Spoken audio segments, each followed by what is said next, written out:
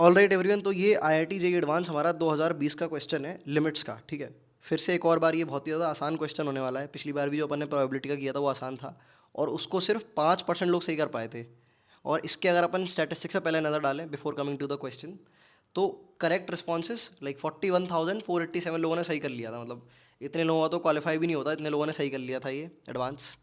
और correct percent भी तुम देख सकते हो 46.75% है ये, तो काफ़ी ज़्यादा है। तो ये अगर सवाल तुम्हारा नहीं हुआ लिमिट्स पढ़ने के बाद भी, तो भाई तुम बहुत बड़े धर्म संकट में हो, तुमने ढंग से पढ़ाई नहीं कर रखी है। तो ये सवाल सभी का हो जाना चाहिए। एनीवे मेरे को तो लाइक इसकी एक्सप्लेन करना ही है, वीडियो बनानी है, बट बहुत सारे लोगों का मेरे समझाने से पहले हो जाना चाहिए, बिकॉज इतने सारे लोगों ने कर लिया था, ठीक है। ऑल राइट, तो अब हम इसके सोल्यूशन के साथ जो है भाई शुरुआत करते हैं। सबसे पहले इस एक्सप्रेशन को मैं अपने हाथ से लिख लेता हूँ। तो बेसिकली हमें इसकी लिमिट ही सॉल्व करनी है, ठीक है।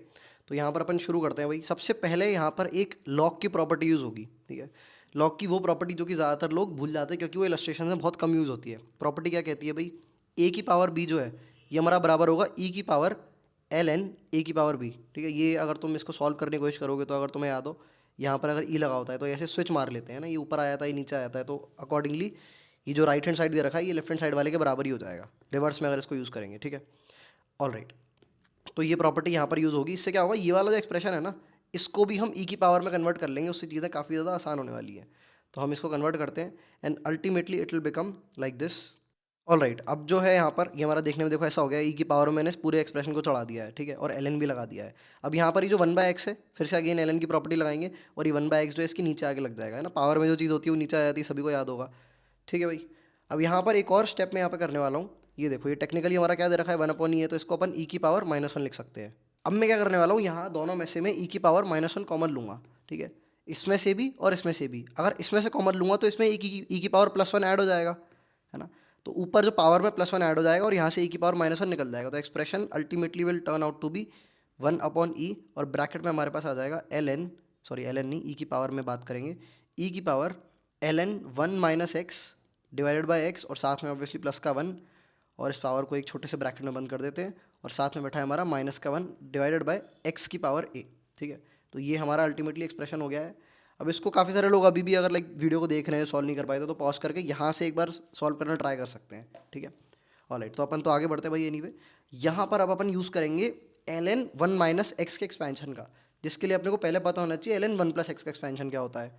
तो अगर हम देखें तो एल एन 1 + x जो होता है हमारा, वो बराबर होता है x - x² डिवाइडेड बाई 2, और इस तरह से ये चेन रिएक्शन चलती रहती है अपनी, फिर आगे +x³/3 आ जाता है, ब्ला ब्ला ब्ला। हमें पहले दो टर्म्स की ज़रूरत है तो हम उन्हें यूज़ करेंगे। अब इसमें x की जगह एक बार -x कर देते हैं, तो it will become l n 1 - x बराबर -x और x² तो लाइक साइन चेंज नहीं होगा इसका, it will remain x² divided by 2, ठीक है। मतलब x की जगह सिंपली मैंने -x कर दिया।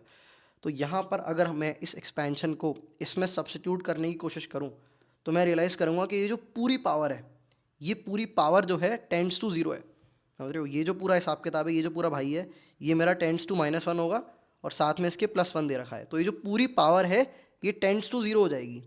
अब यहाँ से मैं ये कह सकता हूँ कि मेरी जो प्रॉपर्टी है दैट सेज ई की power f(x) -1 divided by f(x), ये मेरा टेंड्स टू 1 होता है व्हेन f(x) टेंड्स टू 0। इस प्रॉपर्टी का मैं यहाँ पे कैसे यूज़ करूँगा भाई, बेसिक मेंस लेवल चीज़ आ गई, अब तो बिल्कुल इसमें ज़्यादा दिमाग अपने को लगाना ही नहीं है। पहले मैं इस वाली चीज़ को हटाता हूँ, ज़्यादा क्रिएट करते हैं। तो मैं यहाँ पर मल्टीप्लाई डिवाइड करने वाला हूँ इस f(x) भाई साहब से ही, ठीक है। तो मैं इसको, इस पूरे को f(x) बोल रहा हूँ थोड़ी देर के लिए, लिखा पढ़ी मेरे को ज़्यादा नहीं करनी इसलिए। तो f(x) से मल्टीप्लाई किया और f(x) से मैंने डिवाइड किया।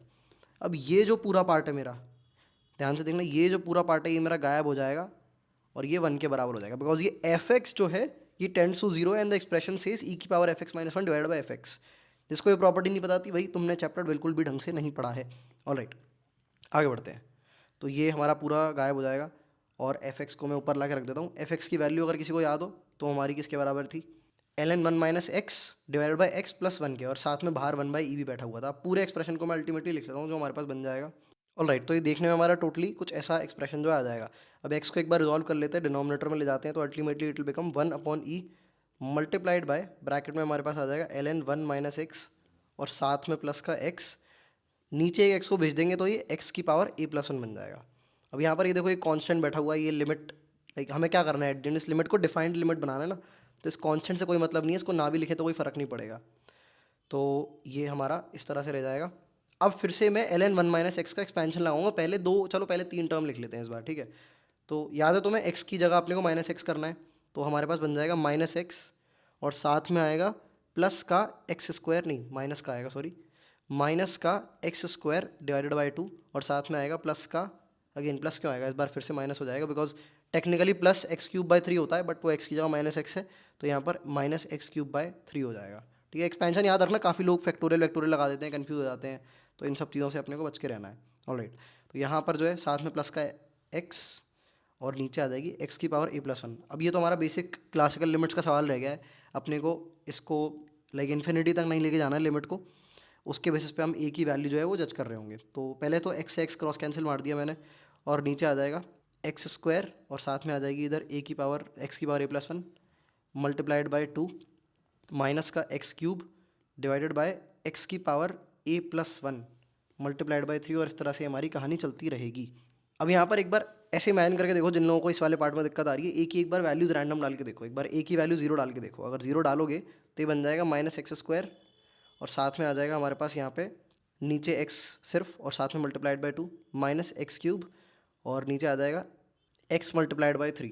तो यहाँ से अगर हम ऐसे ऑब्जर्व करेंगे तो ये लिमिट टेंड्स टू 0 जा रही है, पर उसने बोला है फाइनाइट लिमिट जानी है ना। फाइनाइट लिमिट का मतलब होता है 0 से या इन्फिनिटी के बीच में कोई फाइनाइट नंबर होता है, ठीक है। तो फाइनाइट लिमिट अगर इसको हमें बनाना है तो फिर चलो एक और रैंडम वैल्यू डाल के देखते हैं। रैंडम वैल्यू डाली मैंने लेट से 3, तो ये मेरा आ जाएगा x square divided by x cube into 2 minus x cube divided by a की पावर 3 मल्टीप्लाइड बाय 3, आगे के टर्म्स भी ऐसे आते जाएंगे।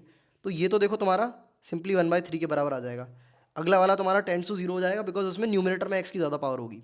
इस वाले एक्सप्रेशन में हम देखेंगे तो ये इन्फिनिटी को टेंड कर जाएगा, तो 3 भी वैल्यू नहीं हो सकती।